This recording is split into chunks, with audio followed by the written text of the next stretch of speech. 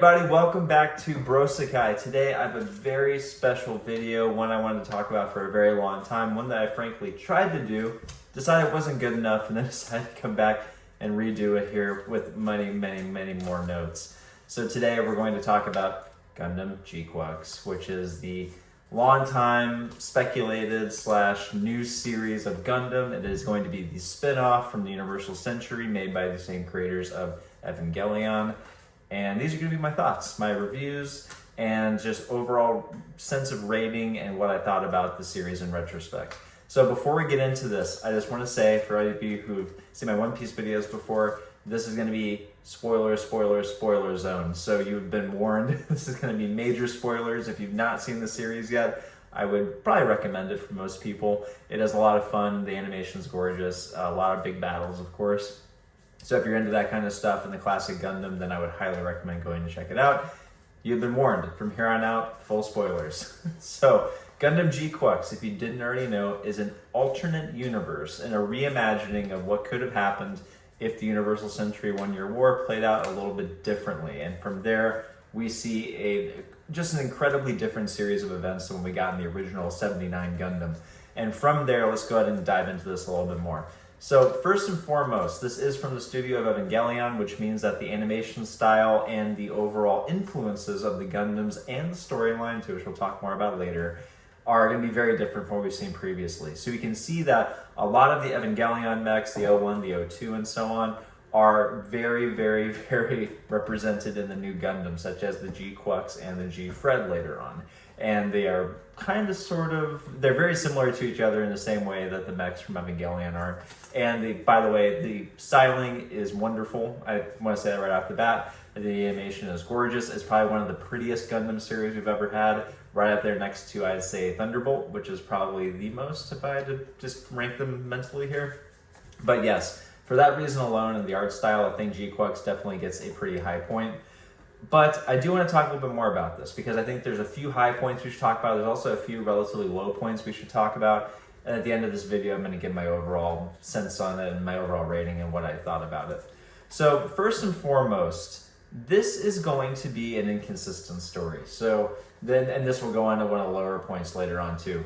Gquuuuuux is kind of like two stories melded together. It really felt a little bit rushed, especially when you get to the second half of it. And the weirdest thing about Gquuuuuux, in my opinion, is that they spent a lot of time on the underground battles and just living on the space colony and everything. And then it's like they got back into the Universal Century storyline at the end, which was probably one of the high points, actually. But it just took a long time to get there. It felt like a really big U-turn almost, where they finally turned around and they got back to the main story, which was kind of weird and kind of inconsistent, but highly enjoyable. At least there are some really good fights out of it and some other cool things, which we'll talk about later. Okay, so with that being said, I definitely have some notes here I want to go off of here. This is going to be one of those things that I think a lot of people are divided on, because I think some people are going to love this and some people are just going to outright going to hate it. They're going to think it's one of the worst Gundam series out there, which I'm going to disagree with. I don't think it's the worst, but I think you all probably know what the worst are. But this is going to be, I would say, mid-tier overall. Okay, what worked? Let's start with the positives and the high points here. So first and foremost, the mobile suit designs, just awesome. It's going to be one of those things where you see just very highly articulated mobile suits. It's going to be even crazier than some of the stuff we've seen previously. Because I feel like when you got into the Seed universe and some of the other mech designs as of recently, they just got bigger and bigger. They started plugging themselves into platforms and other things. They just basically weren't even Gundams anymore. They're just these massive, just space battles basically, and these just frigates almost that just plugged and played together. This is very different.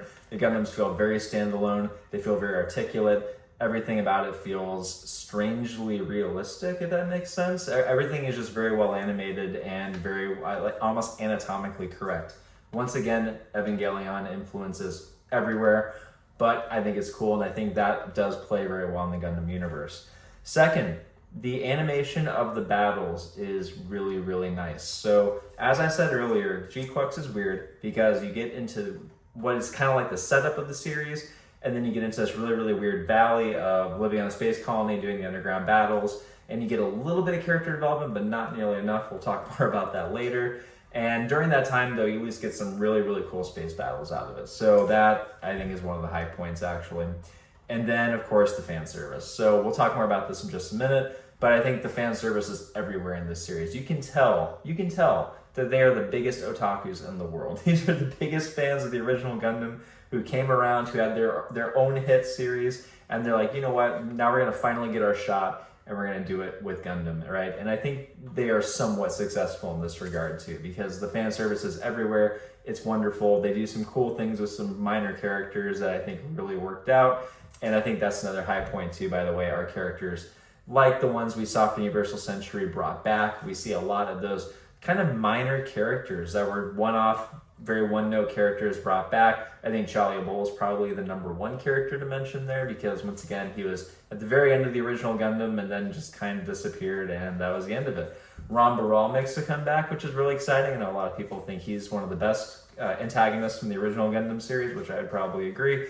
And of course, we have to talk about the main man before we get into the low points here, which is Casval Daikun, aka Char Aznavour. He is probably the main character of this series, or at least he becomes more or less the main character of this series, because even though you have characters like Machu and Suji, which we'll talk more about later, Char is the reason why this series exists. We'll talk more about that at the end. But the fan service there and the way they brought back the characters and really did it from this different universe, this different perspective, I think was really, really good. And I think it was definitely a high point for sure. Okay, what did not work out so well? Some of the low points really quick, because we have to keep this balanced. First of all, I think the cyber new type genre is kind of different in a bad way. Let's talk about that. So in this series, it basically postulates that you have the natural new types, right? The ones who are like the Amuro Ray, the Char Aznavour, the Charlie Bull, so on and so forth from the original series. These characters who were just natural new types, you could put them in a Gundam and they would magically be able to communicate with it and work across space and time, right? Which is kind of how it works in this series too.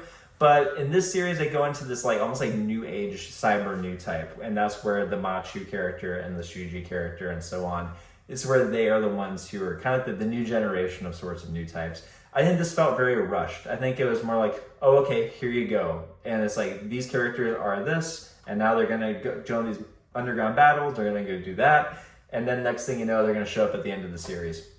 It felt very, very rushed, and I feel like by the end of it, it just kind of flew by, and there was not a lot of development there, which I thought was kind of a shame.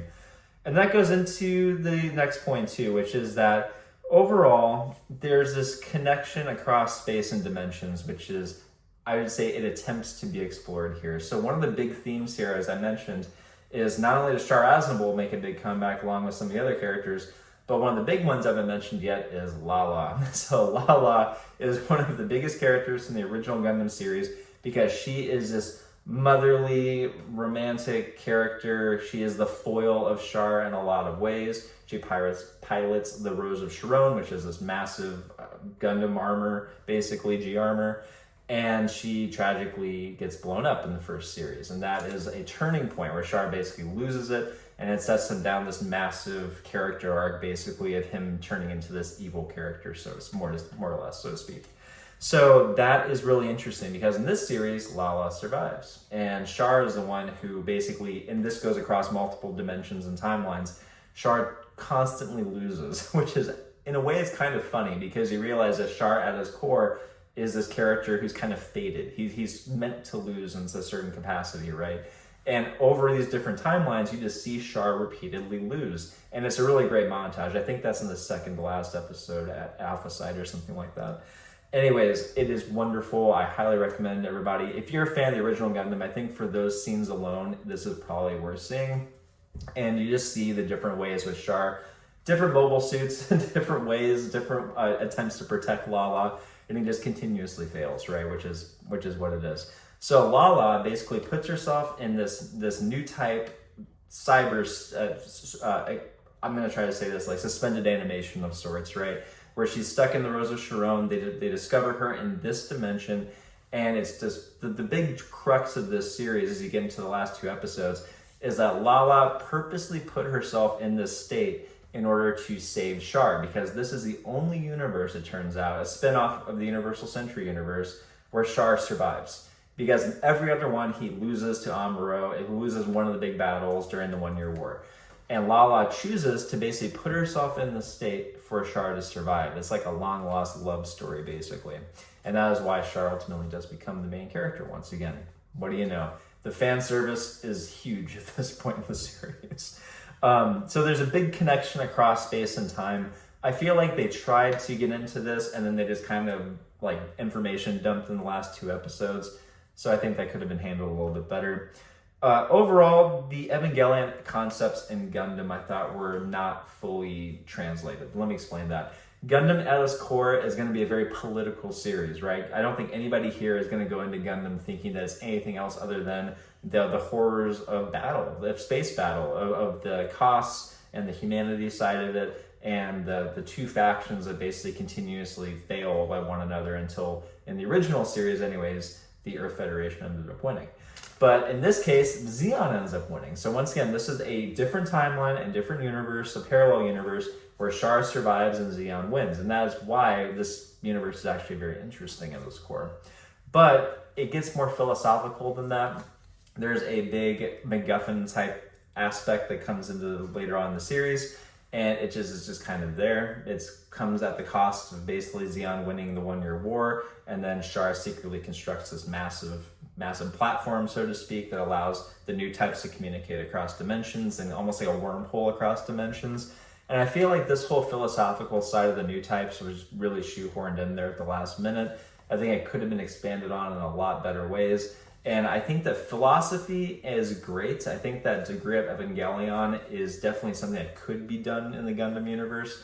But I think sticking to the politics for most Gundam series, I think Iron Blooded Orphans actually did a really good job of this, is going to be one of those things where it just is more successful. Okay, another thing here really fast is that the Char twist and overall sense of Lala and what happens at the end of the series is probably one of the biggest highlights of the entire thing. So let's go ahead and come full circle here and wrap it up. Overall, I think Gquuuuuux was fun. It was fan service to its core. It did a lot of things well, from the animation to the design to, once again, just being otakus of it.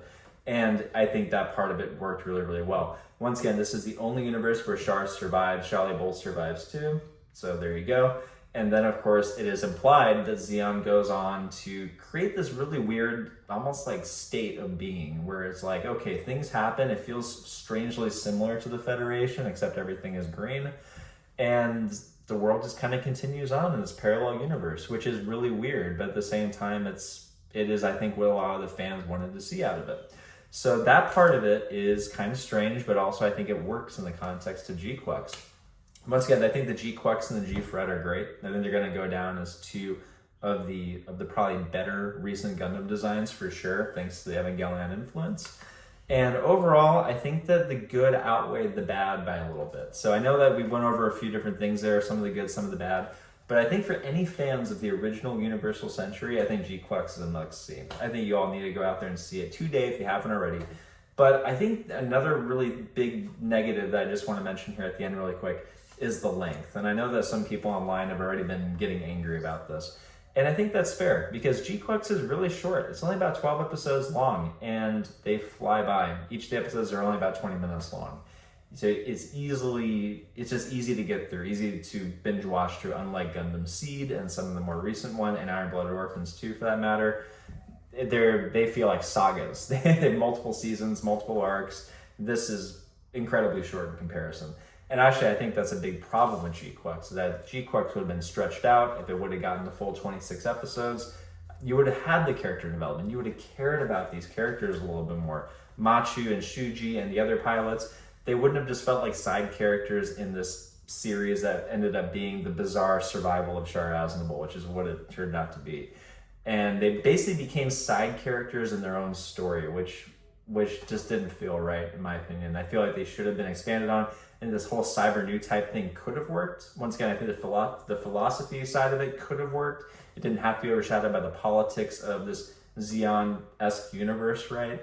So that side of it, once again, going to the other bad points, I feel like everything there could have been done right, but it just wasn't long enough. It wasn't stretched out. You didn't get the character development like you already had from 45 years ago, right? Because that's why these characters that they brought back are so beloved by this point and really the poster children of the Gundam series, more or less. So the new characters just didn't get that, and by the end of it, yeah, the Gquuuuuux is cool, the Gfred's cool, you see like what they can secretly do, right? But the characters themselves, even though they do survive, it just felt like a little bit of a letdown. So overall, Gquuuuuux is fun. If you're a fan of the original series, if you want to see more Universal Century, if you want to see what it would be like in very, very good animation style if Zeon did win, I highly recommend Gquuuuuux. I think you're the target audience for it, and I think you're absolutely going to love it. For the average viewer out there, maybe you've seen a couple Gundam series before, maybe Gundam Wing is your favorite. I don't think Gquuuuuux is going to be your cup of tea. I think Gquuuuuux is going to be much more of a otaku love letter to the original series. And for that reason, I think Gquuuuuux is overall a 6 out of 10. I think it's okay. I think they do some things really, really well. I think they do some things kind of poorly. And overall, I think it kind of averages out around there. If you think it's worse than that, that's okay. Let me know in the comments. I will talk to you more about it. If you think it's better than that, by all means, I think you're probably a fan of the original series, and this is probably going to be a lot of payoff, which is great. And I think Gquuuuuux, once again, is really, really good for that reason. Is it going to be the Gundam Wing 2.0? Is it going to be the second coming of the westernization of Gundam? No, definitely not. We're not there yet. I think Thunderbolt probably has the biggest potential of that, quite frankly, in like the movie format. But once again, we're just not there yet. Anyways, everybody, thanks for coming out today. Thanks for checking out Brosekai as usual. I want to do more of these videos that go into other series like Gundam, like Berserk, like Hunter x Hunter, like some of the other ones, right? They're my favorites. And we'll get back into One Piece, of course. So until next time, this is a labor of love. Thank you all for showing up. Please like and subscribe. I'll see y'all later. Peace.